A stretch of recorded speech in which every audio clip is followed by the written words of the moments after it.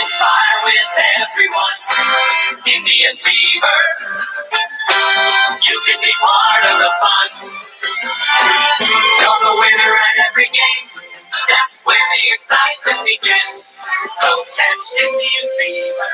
Be a believer with the Cleveland Indians. Hello, everyone, and welcome to the December 21st, 2018 Lake County Sentinel Podcast.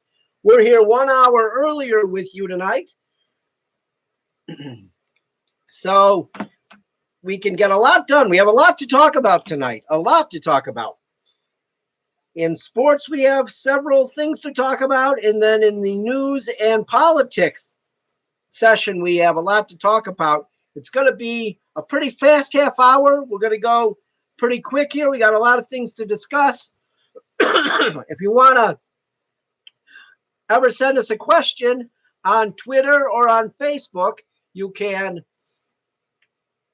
get to us on Twitter at LCSentinelCom or at Sports Sentinel on Twitter, or you can look us up on Facebook, Lake County Sentinel.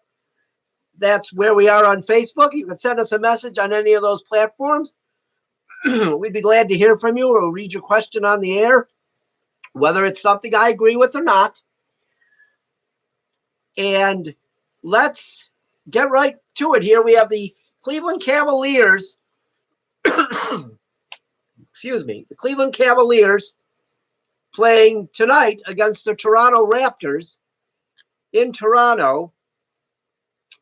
And we've got two teams at different ends of the spectrum here.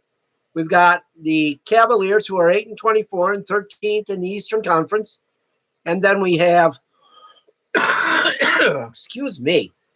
And then we have the Toronto Raptors, who are the home team, who are 24-9 and have the best record in the Eastern Conference and could be an early season favorite to upset the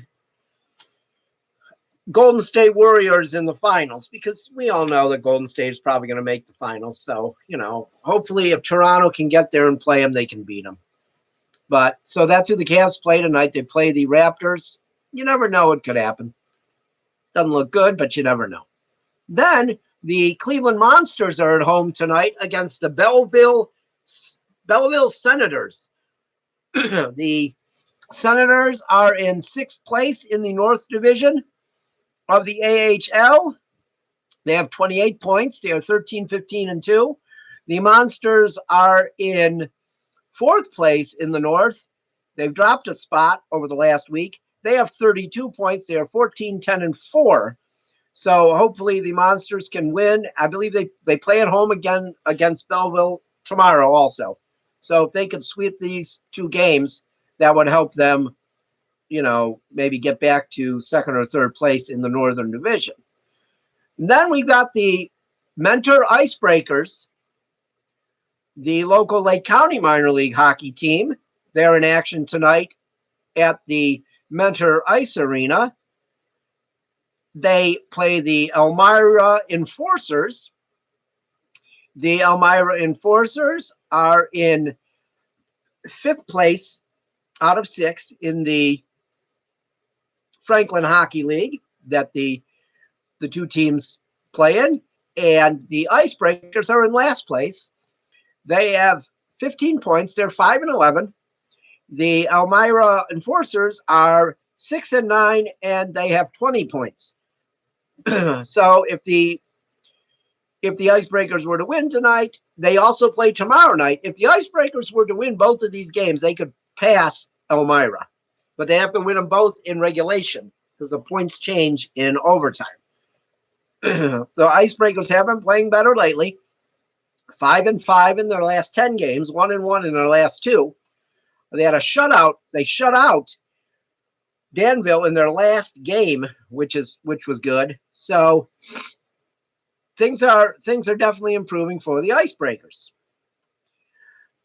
There were several transactions in the last 24 hours in baseball. several players signing free agent contracts. The headline one we had today was Andrew Miller signed a 2-year, $26 million contract with the St. Louis Cardinals. Miller spent the last two plus seasons with the Indians, and the Indians decided to let him go after last season, which I'm not disappointed in at all. I think Miller's seen his best days, so I think this was a good move by the Indians, letting him go. Some of the other moves in the last 24 hours in baseball, we have the Colorado Rockies signed second baseman Daniel Murphy to a 2-year, $24 million contract. Murphy had been with the Nationals the last couple of years. It's funny with Murphy. Remember when he was with the Mets and he was their best player the last time they were in postseason? But, the Mets were geniuses. They don't want to re-sign Murphy. Even though he hit like 500 in the playoffs. Who needed him? Well, obviously they needed him, considering they haven't been in postseason since. And Murphy's been in postseason, 2 of the last 3 years since. So I think the Mets might have needed him more than he needed them. The Washington Nationals agreed to terms with Anibal Sanchez on a 2-year, $19 million contract. Sanchez seemed to revive his career last year in Atlanta. The Oakland Athletics have signed a 2-year contract for $15 million with Joakim Soria. That was his he was a relief pitcher, right-handed relief pitcher. And the Los Angeles Angels signed have agreed to a 1-year, $9 million contract with Trevor Cahill. The Brewers signed infielder Corey Spangenberg to a 1-year, $1.2 million contract. So were some free agent moves. Just recently, in the last hour, it came over from several different sources reporting that the Dodgers have sent Matt Kemp, pitcher Alec Woods, and outfielder and constant troublemaker Yasiel Puig to the Cincinnati Reds for Homer Bailey and prospects. To me, this is not a good trade for the Reds. I wouldn't want Puig anywhere near my team. Alec Woods, here or there. I don't know he's not that good. But maybe, and Matt Kemp is old. But I guess for the Reds, they got rid of that albatross salary that was Homer Bailey. One of the worst contracts ever agreed to by a team in Major League history. The Homer Bailey contract. And thank God, right after that contract was signed, and Justin Masterson and his agent wanted the same money, and the Indians said no. The Indians said no. And I remember fans criticizing the Dolans and saying they were cheap because they wouldn't pay Justin Masterson. Well, where is Justin Masterson now? Yes, he is out of baseball. So it was a good move by the Dolans and the Indians that they didn't sign Justin Masterson to that deal. It has killed the Reds for the past several years. I'm sure that's why they made this trade. They wanted out of that contract. It's a bad deal for them. So that was the latest Major League trade. And, the Dodgers, they always seem to be trading for contracts. They've got an unlimited budget there. The fact they're going to be paying Homer Bailey what they're going to be paying him is pretty pathetic because he'll probably be like their fifth starter. Who knows if he'll even start 20 games because they seem to move guys in and out. They've got that ability where they can just do whatever they want, basically. Spend money like crazy and never win a World Series. It has been 30 years and count for a team that spends a ton of money every year. So, but now I think we're going to move on to the NFL predictions for tomorrow. We'll have our picks. My son, Tommy Shirer, will join us. Hello. And we'll make our picks for the two games that are scheduled for tomorrow. And then we'll be back Sunday. Did Tommy shut off the sound to the podcast? Was it on up there? Yeah, I think it's gone, but that's okay. People can still hear me even though it's gone from another place. So our picks for tomorrow's games. There's two games tomorrow. We got a 4:30 game, which will be Washington at Tennessee, and then the night game, which could, in essence, finish the Browns off. The Baltimore Ravens at the Los Angeles Chargers. That could finish the Browns off for the year if the Chargers can't defeat the Ravens. Which they should. I believe Tennessee has to lose too. Yeah. So we'll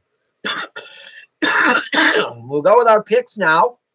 I have in the Washington at Tennessee game, the Redskins are a 10-point dog on turf in Tennessee, in the Nashville city limits, on a Saturday at 4:30. All of these factors do not bode well. They don't bode well for the underdog Washington Redskins. So therefore, I'm picking the Washington Redskins with 4 points. I'm going to pick the Tennessee Titans with 6 points. You think they're going to cover that? The Redskins aren't too good. Not with Josh Johnson as their quarterback. He won last week. And he's Josh Johnson. Got his first win. He's an ex-Buccaneer. He's good. Okay. So now let's go to the next game. We've got the Baltimore Ravens at the Los Angeles Chargers. At the Los Angeles. No, they don't play at the Coliseum. No. They play at the StubHub Center, I believe it's called. Center. Yes. It's a like 25,000 seat place. But the Ravens are going there. Probably happy. It's warm there at least. So the Ravens travel there. They are a 4-point underdog. But I'm going with the Chargers to cover in this one. I think they're going to beat the Ravens. I think the Ravens, kind of like the Browns, are living on borrowed time. And I think they're going to lose this week. I think they'll lose outright. I'm going 9 points with the Chargers. I'm going to go 12 points with the Chargers. Well, you're just hoping. See. Yeah, that's what you're doing. I picked the Titans, though. So. You did. That's true. So, yeah, okay. Well, that's it for the NFL picks. We'll have our 15-minute NFL podcast on Sunday morning at 12:15. So, see you later, Tommy. All right. Let's get back to we're going to get to the news and politics portion of the show. We have got a lot to talk about tonight. I mean, there is a lot going on tonight. So we will get right to that after this.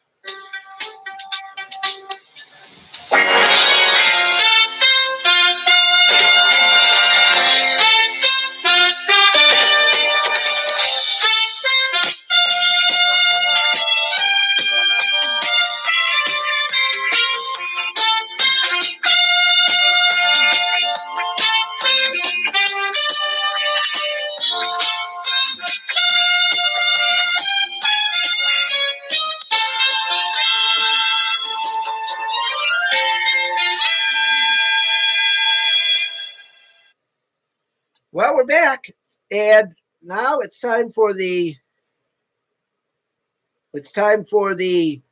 political and news portion of our broadcast. And we've got a lot to talk about in this tonight too.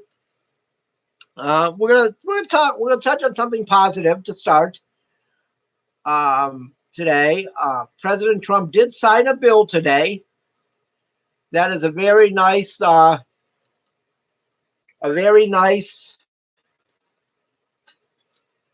bill that was signed. It's going to reform the criminal justice system.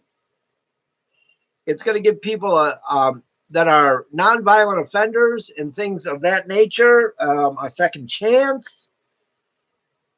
But I think it's a bill that helps people fit back into society after they've had problems. So it's a very good move. It's a very good bill that was signed today by the president, and Congress worked in a bipartisan fashion to get this bill passed. Sherrod Brown and Rob Portman, two Ohio senators, they agreed on this bill, and I think that it's a very good thing.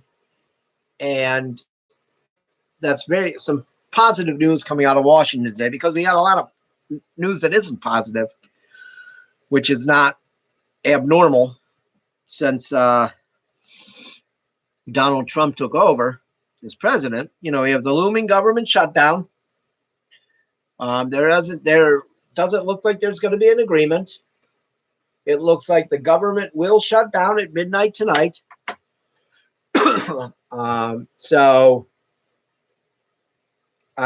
supposedly senators are trying to get something going to avoid this shutdown.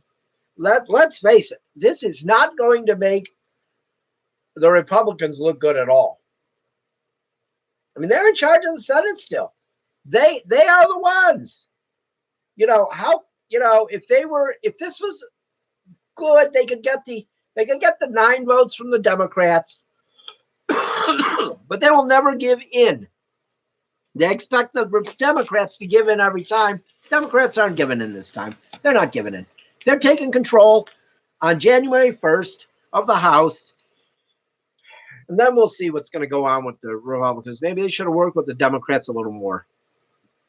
But it looks like there could be a shutdown, which is unfortunate because it's 420,000 government workers may have to work without pay through the holidays, which is not a good thing. Come on. Do your job.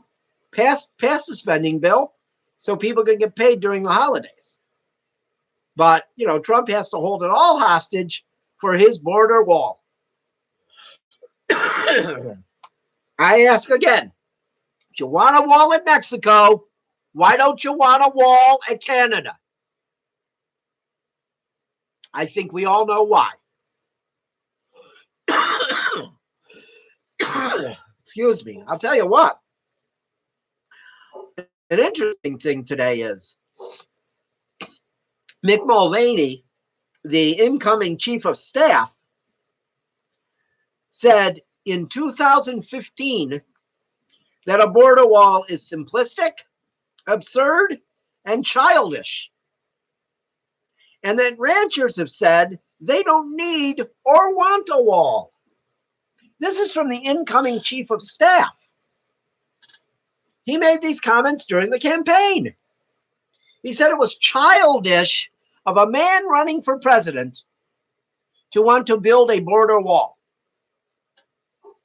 when everyone knows that this border wall is not going to stop anyone. It's just not going to. Well, yeah, okay, it might stop some people. But there's so many other ways for people to get in. Under, around, Him being so stubborn with his border wall that he's willing to have 420,000 people not be paid during the Christmas holidays is complete bullshit. Complete bullshit. He's a whining crybaby. Lindsey Graham was talking today. He returned from a recent trip to Afghanistan.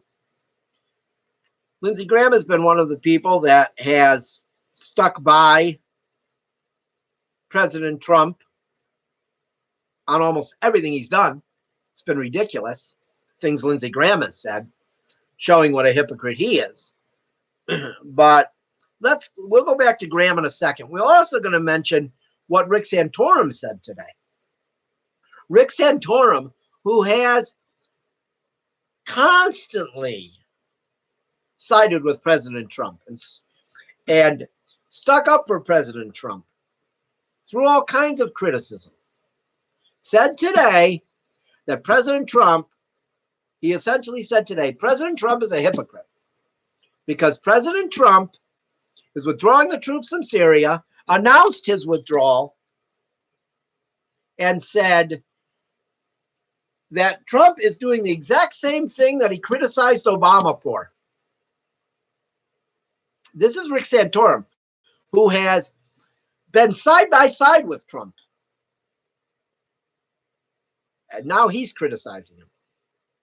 But that brings me to Lindsey Graham, who just returned from Afghanistan. Afghanistan is still a powder keg. It's a hotbed for terrorists. We still have troops there. I believe 14,000.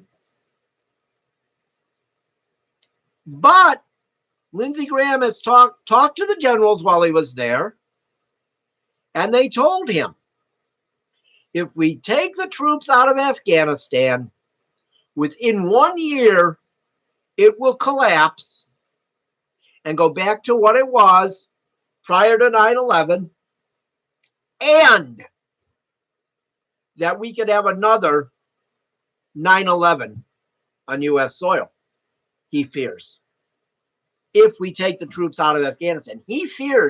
Lindsey Graham fears that Donald Trump's going to withdraw the troops from Afghanistan, and many others believe that he's going to too. Trump supporters, if you think he's making you safer at home, he is not. He is not. He is making us less safe at home. If he withdraws the troops from Afghanistan, all bets are off. ISIS will be alive and well, and Al-Qaeda will be back. I thought he was tough on security. Well, I guess he's not. See, you can't be two things that are opposite at the same time. But his stupid supporters believed it during the election, during the campaign, because they just believed anything he said. I feel like he could have pulled out a baseball from his pocket, held it in his hand, a regular baseball, and said to his supporters, "This baseball is blue."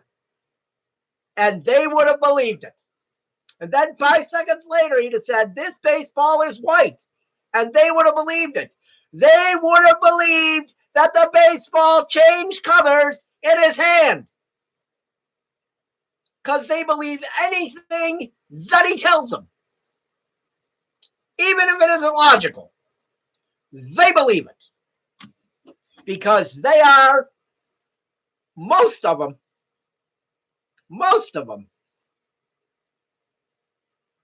are driven by two things: greed and racism.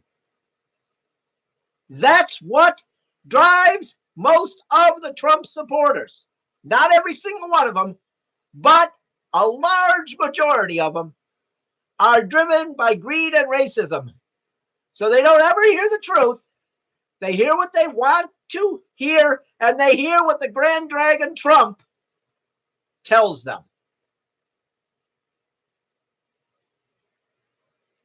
Let's move on.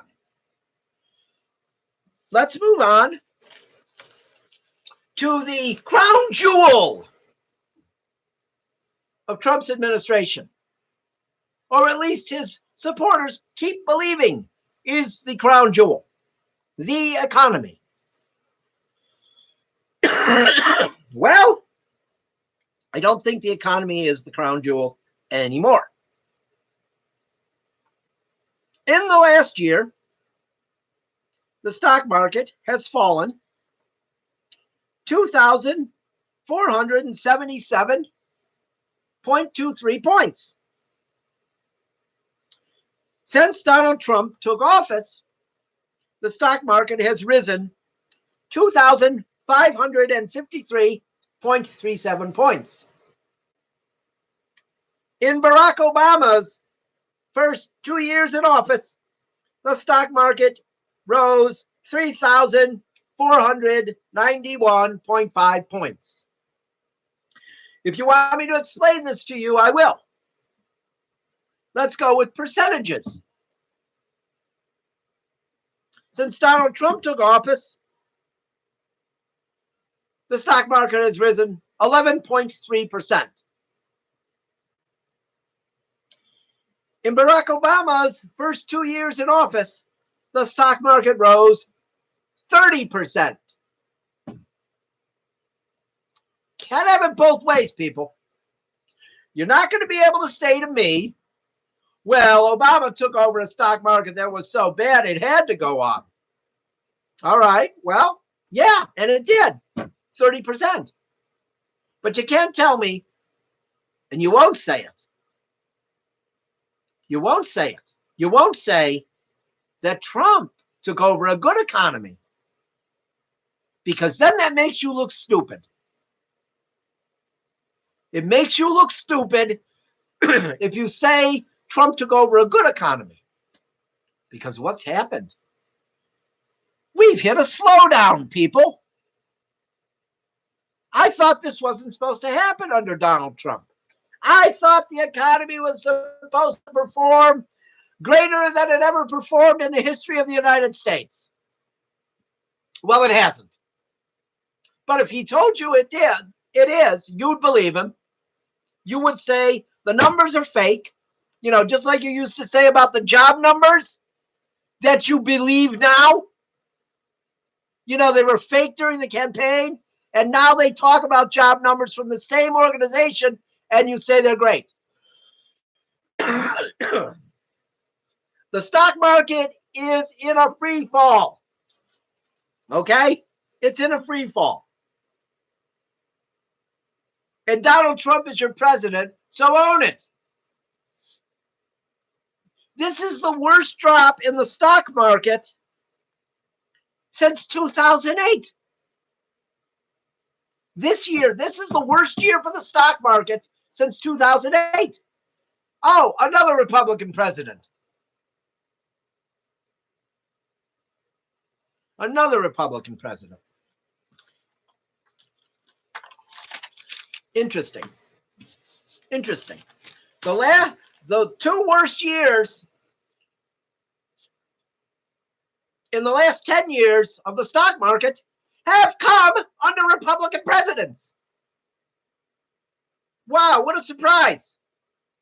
You keep believing them. You keep believing that the Republicans are good for the economy when all of the numbers show you that they're not. You just keep believing it. Keep believing.